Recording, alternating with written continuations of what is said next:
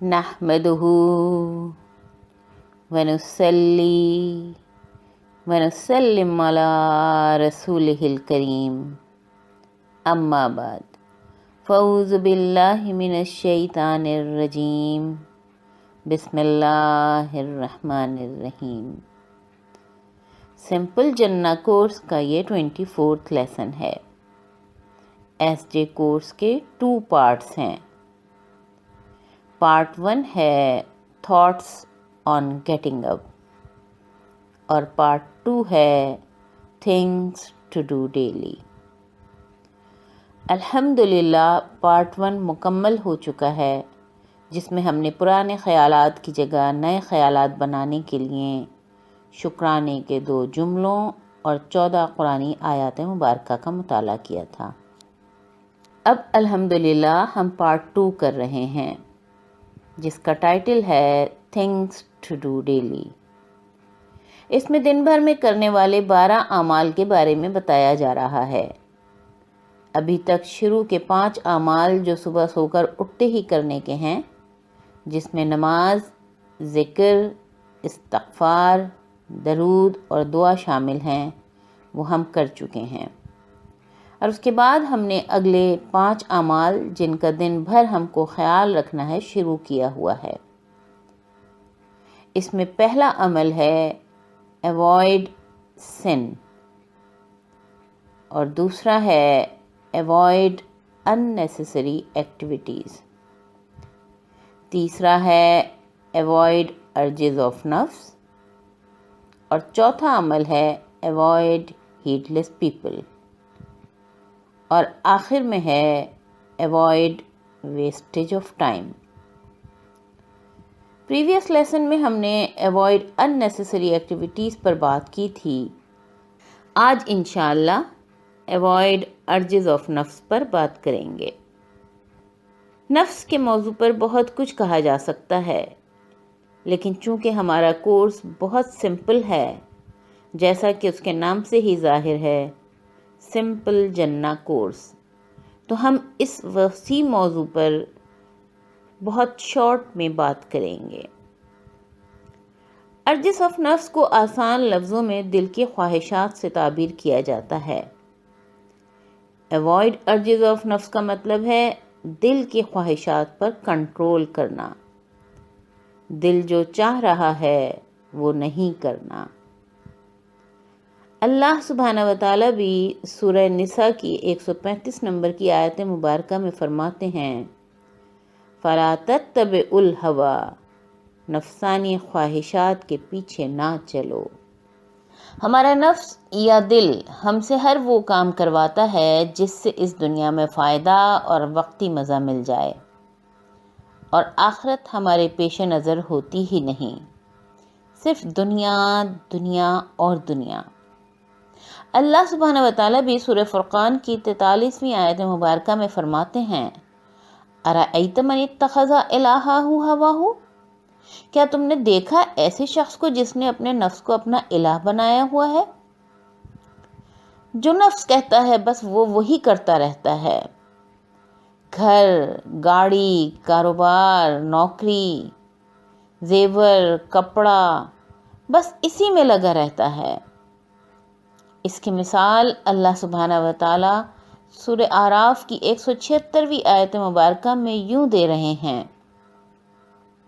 وَاتَّبَعَ هَوَاهُ فَمَثَلُهُ كَمَثَلِ الْكَلْبِ إِن تَحْمِلْ عَلَيْهِ يَلْهَثْ أَوْ تَتْرُكْهُ يَلْهَثْ، اور اس نے اپنے نفس کی اتباع کی، اس کی مثال اس کتے کی طرح ہے کہ اگر تم اس کو کچھ دے دو تو بھی زبان لٹکائے رہتا ہے، اور اس کو چھوڑ دو تب بھی زبان لٹکائے رہتا ہے۔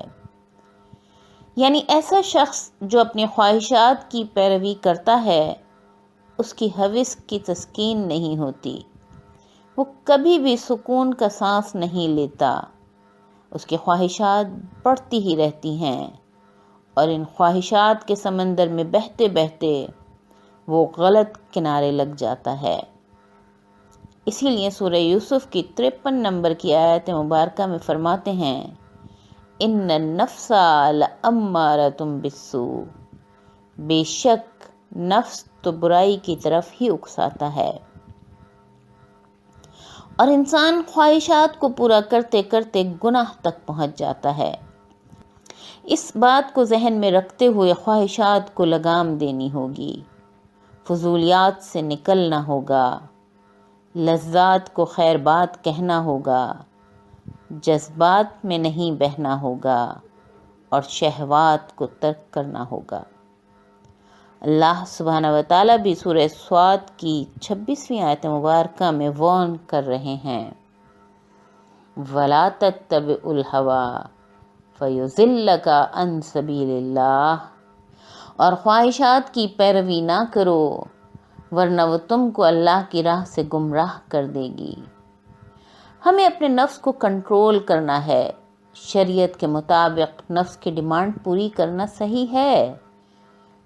رسول اللہ صلی اللہ علیہ وآلہ وسلم نے بھی فرمایا کہ تمہارے جسم کا بھی تم پر حق ہے۔ نفس کی حلال خواہشات لمٹ میں پوری کرنی چاہیے، اس کو بھی کھانا پینا، ملنا جلنا، ہنسنا بولنا اچھا لگتا ہے، وہ تو کریں، لیکن جیسے ہی انسان لمٹ کراس کرتا ہے، حد سے زیادہ نفس کی خواہشات پوری کرتا ہے، تو وہ حد سے گزرنا اس کو گناہ کی طرف لے جا سکتا ہے اور وہ جنت سے دور ہو جاتا ہے۔ کسی بزرگ سے کسی نے سوال کیا کہ میں جنت میں جانا چاہتا ہوں، کیا کروں؟ بزرگ نے جواب دیا، جنہ is only 2 steps away. First step on nafs, second step will be in جنہ۔ جنت صرف 2 قدم ہی دور ہے، پہلا قدم نفس پر رکھو اور دوسرا قدم آٹومیٹکلی جنت میں ہوگا۔ جس نے اپنے نفس کے خواہشات کو دبا لیا وہ انشاءاللہ جنت میں ضرور جائے گا۔ یہ اللہ سبحانہ و تعالیٰ کا وعدہ ہے۔ سورہ نازعات کی 40ویں اور 41ویں آیت مبارکہ میں فرماتے ہیں، وَأَمَّا مَنْ خَافَ مَقَامَ رَبِّهِ وَنَهَى النَّفْسَ عَنِ الْهَوَىٰ فَإِنَّ الْجَنَّةَ هِيَ الْمَأْوَىٰ، اور وہ جو اپنے رب کے سامنے کھڑا ہونے سے ڈرا اور اپنے نفس کی خواہشات کو روکا، بے شک جنت ہی اس کا ٹھکانہ ہے۔ اگر ہم جنت کے خواہاں ہیں اور اس کے باسی بننا چاہتے ہیں تو اپنے نفس کو بیجا خواہشات سے روکنا ہوگا۔ اپنے نفس کو کنٹرول کرنے کے لیے کچھ باتوں کو ذہن نشین کرنا ہوگا۔ اس کے لیے پہلی بات یہ سمجھنی ہے کہ نفس کو اکسانے کا عمل آنکھ اور کان سے شروع ہوتا ہے۔ اس کی سب سے اچھی مثال ایڈورٹائزمنٹس ہیں، چاہے وہ ٹی وی پر ہوں، بل بورڈ پر ہوں یا میگزینز میں۔ انسان کا دل فوراً اس کو دیکھ کر اس چیز کو خریدنے کے لیے مچل جاتا ہے، یا پھر کسی کو کوئی کپڑا، جوتا یا زیور پہنے دیکھا اور خواتین انکوائری کرنے لگ جاتی ہیں، کہاں سے لیا، کتنے کا لیا، کیا سیل لگی ہوئی ہے؟ یا کسی کے گھر گئیں تو کراکری ہو تو فرنیچر یا آرائش کا سامان، فوراً خواہش دل میں مچلنے لگتی ہے۔ اسی طرح مرد حضرات کسی کا موبائل دیکھ لیں، برانڈڈ کپڑے دیکھ لیں یا گاڑی دیکھ کر اس جیسے کی خواہش کرنے لگ جاتے ہیں۔ اس لیے سب سے پہلے دیکھنے اور سننے پر کنٹرول کرنا ہوگا۔ کوشش کرنی ہے کہ اچھی چیز دیکھیں اور سنیں تاکہ خواہش بھی اچھی ہو۔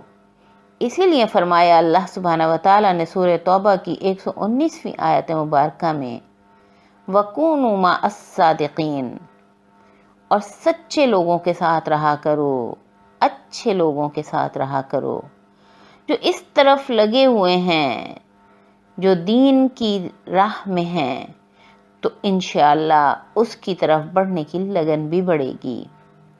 اسی طرح رسول اللہ صلی اللہ علیہ وآلہ وسلم کی ایک حدیث پاک کا مفہوم کچھ اس طرح سے ہے کہ انسان کو چاہیے کہ دنیا میں اپنے سے نیچے کو اور دین میں اپنے سے اوپر کو دیکھے۔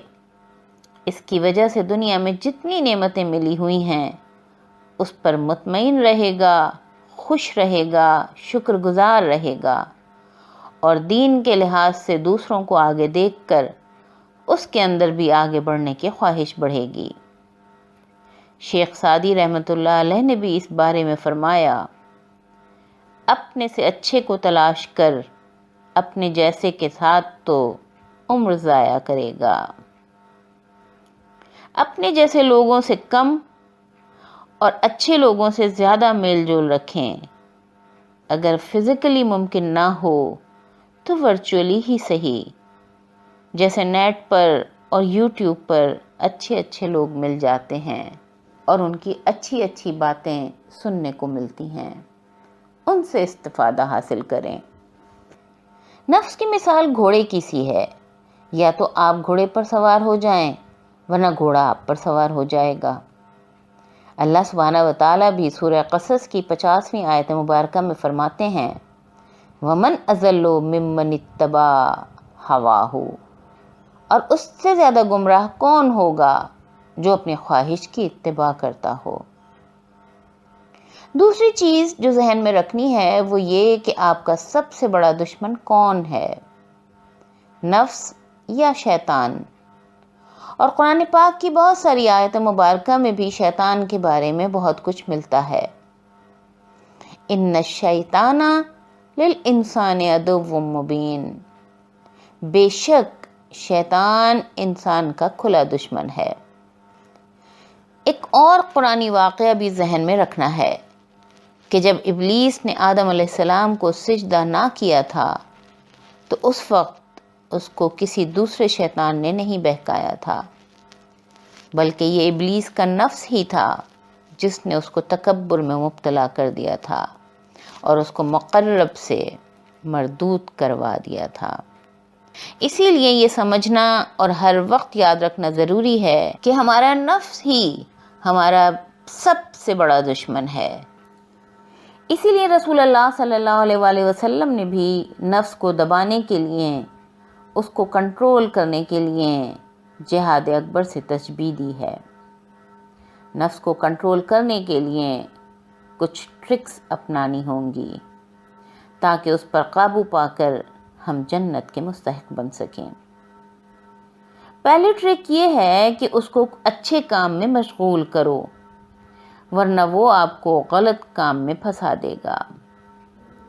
نفس کی مثال بندر کی سی ہے، اگر آپ اس کو کیلا کھانے کو دے دیں وہ اس میں مشغول رہے گا، اور اگر اس کو کچھ نہ دیا تو وہ ادھر ادھر اچھلنا شروع کر دیتا ہے۔ اسی طرح نفس ہے کہ اس کو کسی بہت اچھے کام میں لگانا ہے، ورنہ وہ ادھر ادھر کی خواہشات شروع کر دے گا۔ تو سب سے پہلا کام ہے keep it busy in beneficial things, اس کو اچھے کام میں لگا دو۔ دوسری ٹرک یہ ہے، انسان کے اندر اچھائی اور برائی دونوں کا مادہ ہے۔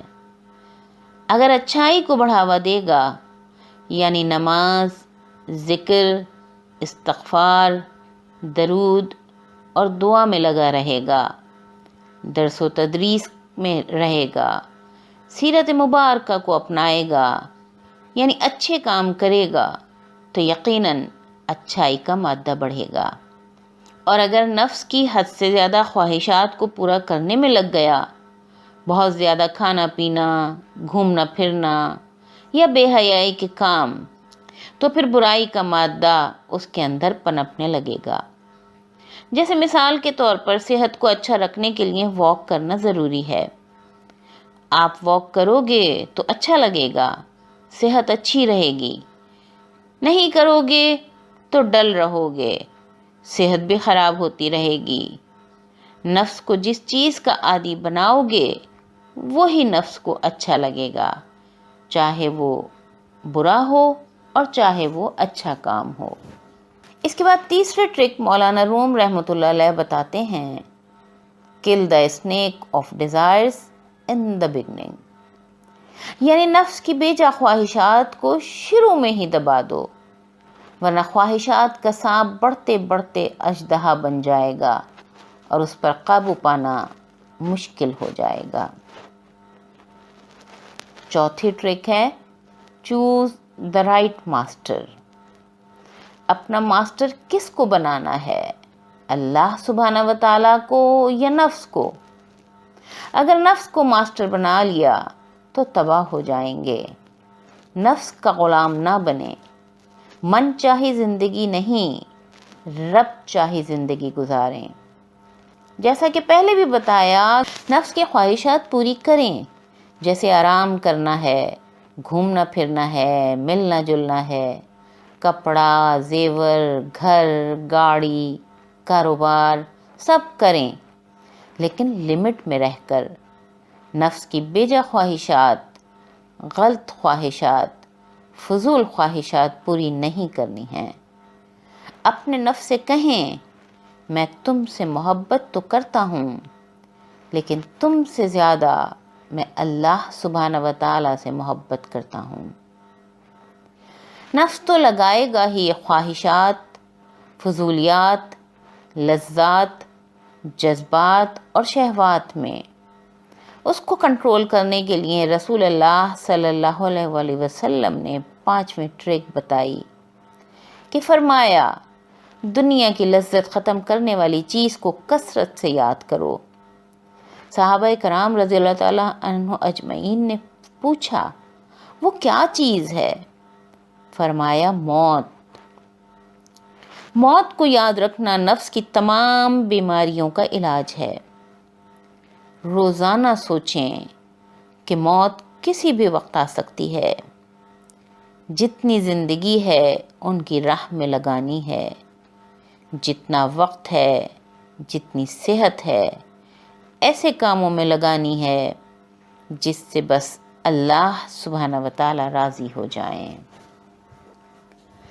نفس کے چکر میں زندگی ضائع نہ کریں۔ شیخ عبد القادر جیلانی رحمۃ اللہ علیہ نے بڑا اچھا فرمایا اور بہت خوب سمجھایا ہے کہ تو نفس کی تمنا پوری کرنے میں مصروف ہے اور وہ تجھے برباد کرنے میں۔ یعنی انسان اپنے نفس کی بیجا خواہشات، فضولیات، لذات، جذبات اور شہوات پوری کرنے میں لگا رہتا ہے، اور وہ اس کو جہنم کا ایندھن بنانے میں لگا رہتا ہے۔ اللہ سبحانہ و تعالیٰ نے سورہ حشر کی 9ویں آیت مبارکہ میں بشارت دی ہے، وَمَن یُوقَ شُحَّ نَفْسِهِ فَأُولَٰئِکَ هُمُ الْمُفْلِحُونَ۔ اور جو کوئی اپنے آپ کو بچا لیا اپنے نفس کے بہکانے سے، وہی فلاح پانے والے ہیں۔ ہم کو اپنے نفس کو پاک کرنا ہوگا، اس کی بیجا خواہشات کو دبانا ہوگا۔ اللہ سبحانہ و تعالیٰ نے فرمایا، قد افلح من زکاہا، جس نے اپنے نفس کو پاک کر لیا وہ کامیاب ہو گیا۔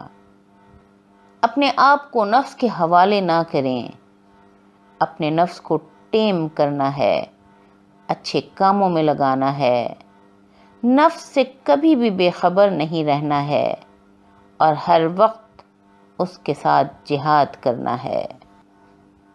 یوسف علیہ السلام نبی ہوتے ہوئے اپنے نفس کے بارے میں فرماتے ہیں، وَمَا أُبَرِّئُ نَفْسِي، میں اپنے نفس کو پاکیزہ نہیں کہتا۔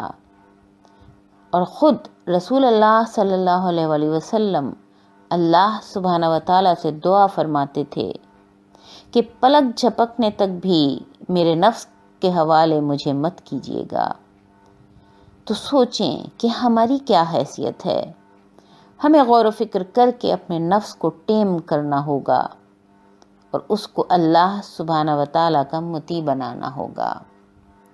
ایک بات ذہن میں رکھنی ہے، اکثر لوگ یہ کہتے ہوئے نظر آتے ہیں کہ اپنے نفس کو مارنا ہے، اپنے نفس کو مار دو۔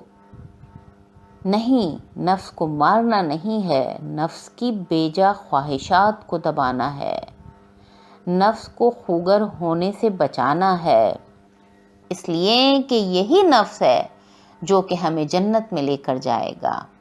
اس لیے اس کو سنوارنا ہے، سجانا ہے، خوبصورت بنانا ہے، اس کو ہم نے مارنا نہیں ہے۔ اس لیے کہ اللہ سبحانہ و تعالی سورہ فجر کی آخری آیات مبارکہ میں فرماتے ہیں کہ یا ایتھا النفس المطمئنہ ارجعی الی ربکی راضیۃ مرضیہ فادخلی فی عبادی وادخلی جنتی۔